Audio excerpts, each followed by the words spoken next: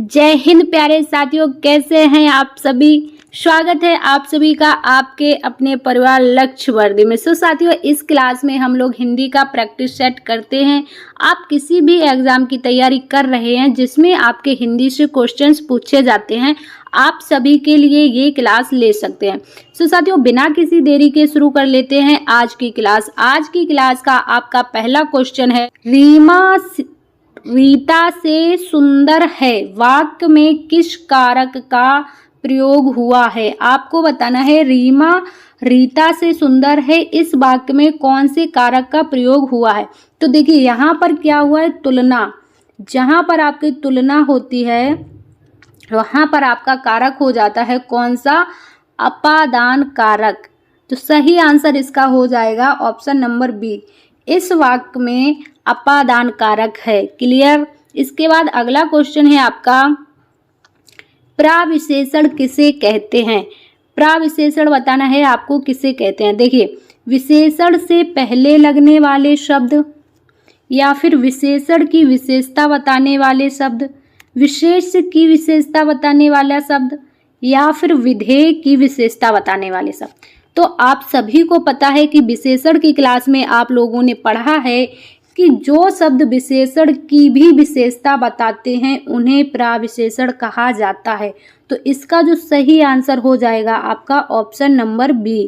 क्या, जो शब्द विशेषण की भी विशेषता बताते हैं उन्हें प्रविशेषण कहा जाता है। क्लियर। अगला क्वेश्चन है आपका, निम्नलिखित में से कौन सा मूल दीर्घ स्वर नहीं है। आपको बताना है कि मूल दीर्घ स्वर नहीं है। अब देखो, मूल दीर्घ स्वर क्या होते हैं। जो स्वर आपके एक ही तरह के स्वर से मिलकर बनता है वो मूल दीर्घ स्वर होता है। जैसे आपका आ प्लस आ तो आपका बड़ा आ बन जाएगा, है ना। और इसी तरह ई प्लस ई, इसी तरह ऊ प्लस ऊ, है ना। तो ये होते हैं आपके मूल दीर्घ स्वर। इसके बाद जो आपका आ प्लस ऊ मिलकर बना है ओ, ये है आपका सही आंसर। आ प्लस ऊ बराबर ओ बना है, तो ये हो जाएगी आपका क्वेश्चन का सही आंसर, क्योंकि ये मूल दीर्घ स्वर नहीं है, संयुक्त दीर्घ स्वर है। क्लियर। इसके बाद अगला क्वेश्चन है आपका, निम्नलिखित में से कौन सा शब्द शुद्ध है। आपको बताना है जो 46 होता है, 46 कैसे लिखा जाता है। अब देख लिए, 46 होता है, 46 तो नहीं होता है। तो ये दोनों ऑप्शन तो आपके होंगे नहीं। अब इन दोनों में से बताना है कि आपको कौन सा सही हो जाएगा। तो 46 होता है या फिर 46 होता है, छोटी ई की मात्रा रहेगी ला में या फिर बड़े ई की मात्रा। तो फिर भाई आपकी जो इसमें रहेगी बड़ी ई की मात्रा। ऑप्शन नंबर बी इसका सही हो जाएगा। जो 46 लिखा जाता है इस तरह से लिखा जाता है। क्लियर। अगला क्वेश्चन है आपका, विराम चिन्ह के प्रयोग की दृष्टि से अशुद्ध वाक्य बताइए। आपको इसमें से अशुद्ध वाक्य बताना है। देखिए आप, बस हो गया रहने दीजिए, बिल्कुल सही है ये, बस हो गया रहने दीजिए। दूसरा है आपका, ऊंच नीच गरीब अमीर समाज की विभाजक रेखाएं हैं। इसमें भी आपके विराम चिन्ह बिल्कुल सही हैं, है ना। इसके बाद है आपका, तुम घर कब जाओगे आओगे, तुम घर कब आओगे। ये प्रश्नवाचक क्वेश्चन है आपका, प्रश्नवाचक वाक्य है, ये भी आपका सही है ना। इसके बाद, वाह तुम्हारे क्या कहने, वाह तुम्हारे क्या कहने बहुत ऊपर तक जाओगे। यानी कि यहाँ पर आपकी प्रशंसा हो रही है, शाबाशी हो रही है।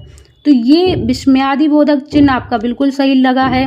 इसके बाद है आपका, तुम्हारे क्या कहने, यहाँ पर भी आपका विस्मयादिबोधक होना चाहिए था। तो यही हो जाएगा आपके क्वेश्चन का सही आंसर, यानी कि यही वाक्य है जो है अशुद्ध है, बाकी तीनों शुद्ध हैं। क्लियर। अगला क्वेश्चन है आपका, वे शब्द जो प्राकृत प्रत्यय अथवा दूसरे शब्दों के योग से बने हों क्या कहलाते हैं। जो शब्द प्रकृति प्रत्यय अथवा दूसरे शब्दों के योग से बने हों क्या कहलाते हैं। जैसे आपके या तो उनमें प्रत्यय लगा हो या फिर दूसरे शब्दों के योग से बना हो। जैसे आपका एक जल होता है ना, जल में लगा दो पान प्रत्यय तो क्या हो जाएगा आपका जलपान, है ना। जल में पान प्रत्यय लगाने से क्या होता है जलपान हो जाता है ना। मीठा में ई प्रत्यय लगा दो, मीठा में ई प्रत्यय लगा दो तो क्या हो जाएगा मिठाई हो जाएगा, आपका मिठाई हो जाएगा, है ना। तो ये जो शब्द होते हैं आपके कैसे होते हैं यौगिक शब्द होते हैं। कैसे आपके यौगिक शब्द होते हैं। इस क्वेश्चन का आपका सही आंसर हो जाएगा ऑप्शन नंबर डी। ठीक, अब देखिए रूढ़ शब्द क्या होते हैं। रूढ़ शब्द वो होते हैं जिनमें ना तो उपसर्ग होगा और ना ही प्रत्यय होगा और ना ही संधि होगा ना ही समास होगा। ऐसे शब्द जो मिलेंगे आपको वो शब्द जो होते हैं रूढ़ होते हैं। और योग रूढ़ क्या होते हैं, योग रूढ़ शब्द वो होते हैं जो योग रूढ़ शब्द जितने भी होंगे आपके सारे के सारे बहुब्रीहि समास के उदाहरण होंगे। क्लियर। इसके बाद अगला क्वेश्चन है आपका निम्नलिखित वाक्यों में अकर्मक क्रियार्थक वाक्य है। आपको बताना है कि इन वाक्यों में अकर्मक क्रियार्थक वाक्य कौन सा है, यानी कि अकर्मक क्रिया किसमें है। तो देख लीजिए बूंद बूंद से घड़ा भरता है, इस टब को पानी से भर दो, बच्चे क्रिकेट खेल रहे हैं, भाई ने बहन को पत्र लिखा। ठीक, भाई ने बहन को क्या लिखा पत्र लिखा।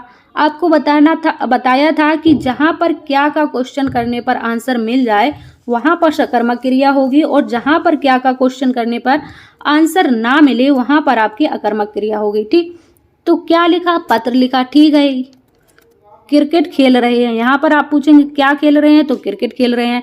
भर दो, कैसे भर दो पानी से भर दो। अब यहाँ पर क्या है घड़ा भर जाता है, भर जाता है कैसे भर जाता है बूंद बूंद से, यानी बूंद बूंद क्या है कुछ यहाँ पर आंसर नहीं मिल रहा है तो यही हो जाएगा आपका अकर्मक वाक्य। क्लियर। इसके बाद अगला क्वेश्चन हो जाएगा आपका निम्नलिखित शब्दों में से विशेषण कौन सा है। आपके सामने 4 ऑप्शन दिए गए हैं, इसमें से आपको बताना है कि विशेषण क्या है। अजय हो जाएगा, अकर्म हो जाएगा, अनुशंसा या फिर अजित। अब देखिए अजित एक शब्द होता है आपका वाक्य होता है जिसको जीता ना जा सके, जिसको जीता ना गया हो, जीता ना गया हो उसे क्या कहते हैं अजित कहते हैं। तो इस क्वेश्चन का जो सही आंसर हो जाएगा अजित हो जाएगा। इसमें जो है विशेषण क्या है आपका अजित है जो विशेषण शब्द है। क्लियर। इसके बाद अगला क्वेश्चन है आपका निम्नलिखित में से किसमें निश्चित परिमाणवाचक विशेषण है। आपको बताना है निश्चित परिमाणवाचक विशेषण, परिमाणवाचक विशेषण हो और वो भी निश्चित हो, यानी कि जिन चीज़ों में नापने तोलने का हम लोग कर सकते हैं, नापने तोलने का भाव होता है उन्हीं को क्या कहते हैं परिमाणवाचक, और निश्चित हो, है ना, कि 4 किलो 5 किलो 10 मीटर 20 मीटर इस तरह से। तो देख लीजिए थोड़ी रोटी, थोड़ी क्या है मतलब थोड़ी में कुछ निश्चित हो रहा नहीं हो रहा।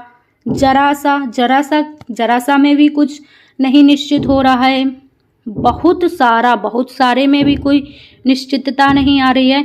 ये है आपके क्वेश्चन का सही आंसर ऑप्शन नंबर डी। क्या 10 किलो आम, यहाँ पर बिल्कुल फिक्स कर दिया है कि नहीं भैया हमको 10 किलो ही आम चाहिए, यानी कि इसमें हो जाएगा आपका निश्चित परिमाणवाचक। क्लियर। अगला जो क्वेश्चन है आपका रीमा फूट फूट कर रो रही है। इस वाक्य में फूट फूट कर व्याकरण की दृष्टि से क्या है। आपको बताना है फूट फूट कर क्या है। अब देखो क्रिया क्या है यहाँ पर रो रही है, और कैसे रो रही है फूट फूट कर रो रही है। भाई जा रही है ससुराल अपने, अब फूट फूट कर तो रोएगी ही रीमा। रीमा को ये कष्ट है कि हम ससुराल में जाएंगे तो हमको ढेर सारा काम करना पड़ेगा, बर्तन धुलने पड़ेंगे, कपड़े धुलने पड़ेंगे, खाना बनाना पड़ेगा, इसलिए जो है रीमा फूट फूट कर रो रही है। क्रिया है आपकी रोने की, और क्रिया की विशेषता क्या है कि वो फूट फूट कर रो रही है। तो जो शब्द क्रिया की विशेषता बताते हैं उन्हें कहा जाता है क्या क्रिया विशेषण। तो यहाँ पर जो सही आंसर हो जाएगा आपका option number B, right. Next question है आपका ऋषि का स्त्रीलिंग शब्द क्या होगा? आपको ऋषि का स्त्रीलिंग शब्द बताना है। देखिए ऋषिणी हो जाएगा, ऋषिका हो जाएगा, या फिर ऋषि पत्नी हो जाएगा, या फिर ऋषि माता हो जाएगा। तो देखिए ऋषि का जो स्त्रीलिंग शब्द होता है ऋषिका होता है, ये का इसमें जुड़ा हुआ होगा, है ना। तो इसका जो सही आंसर हो जाएगा option number B, right. Next question है आपका, पगड़ी का बहुवचन क्या होगा?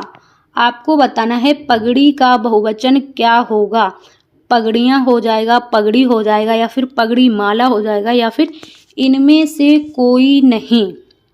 तो जो आपका पगड़ी का बहुवचन बनेगा ऑप्शन नंबर ए, क्या? पगड़ियाँ, राइट। नेक्स्ट क्वेश्चन है और लास्ट क्वेश्चन है आज की क्लास का, हिंदी किस भाषा का शब्द है? आपको बताना है जो आपकी हिंदी है, हिंदी किस भाषा का शब्द है? उर्दू का है, हिंदी का है, अरबी का है, या फिर फारसी का है? तो हिंदी की क्लास जब आपकी टॉपिक वाइज क्लास जो कराई गई हैं उसमें पहली क्लास में ही आपको बताया गया है जो हिंदी है आपका, हिंदी ये फारसी शब्द है, फारसी भाषा का शब्द है। क्लियर? तो साथियों ये थी हमारी आज की क्लास। आज की क्लास में आपने कितने क्वेश्चन सही कर पाए हैं कमेंट्स में ज़रूर बताइएगा। कितने क्वेश्चन आज की क्लास में आपने कितने क्वेश्चन कितने सही कर पाए हैं कमेंट्स में ज़रूर बताइएगा। और यदि क्लास आपको पसंद आई हो तो क्लास को ज़्यादा से ज़्यादा लाइक और शेयर कीजिएगा। चैनल पर नए हैं तो चैनल को सब्सक्राइब कर लीजिए ताकि आगे आने वाली क्लासों के नोटिफिकेशन आपको समय पर मिलते रहें। सो साथियों मिलते हैं आप सभी से अगली क्लास में। जब तक के लिए स्वस्थ रहिए, मस्त रहिए और अपनी तैयारी करते रहिए। जय हिंद साथियों।